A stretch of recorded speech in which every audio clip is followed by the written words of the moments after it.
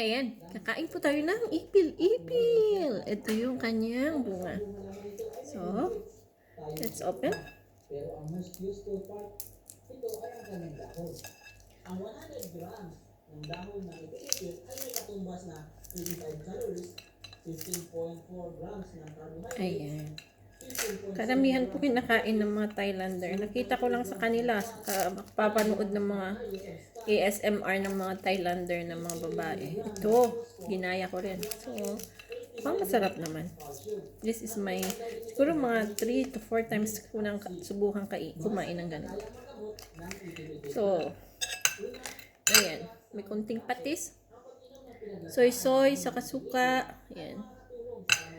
So, meron pa akong natirang adobo ng manok kagabi. So, ito ay... Ayan, maingay ang aking TV. Patayin muna natin. Ayan. Ito. Sabayan natin ng ating chicken wings. Adobo.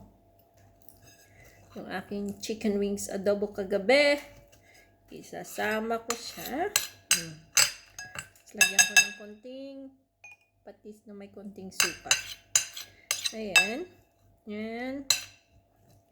Haluan natin ng konting rice. Natin ng rice. Ano? Konti lang po. So, diet tayo. Ayan. So, patis. Kainin natin. Ayan.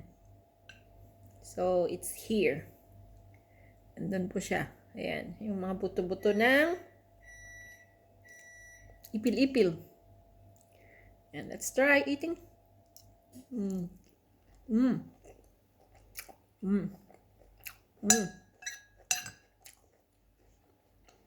Chewy. Parang may bubble gum kung ginuya. Pero masarap daw. Actually, nasasapawan siya ng lasa ng adobo. Pero, hindi siya mapait. Ang lasa is just normal vegetables. Yung parang sitaw lang. Ang sarap. Meron pa natirang. Kainin pa natin.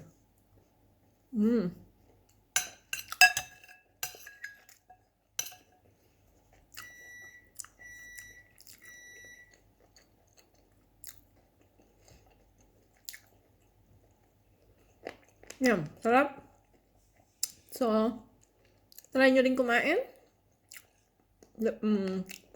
According to my research,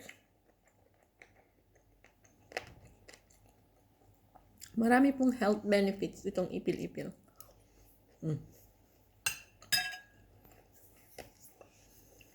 So, try. Marami po tayong ipil-ipil dyan sa mga daan-daan, sa mga bukid, sa mga bundok. Try eating it. And also search what is the health benefits. But other than that, it helps you for digestion, cleaning your stomach, and even in insomnia. Pag may insomnia kayo, it will help you overcome your insomnia. And marami po siyang mga vitamins and minerals. So, ito lang as the moment. So, I will try to vlog the benefits next time. Thank you for watching. Bye. Love you all. Bye-bye.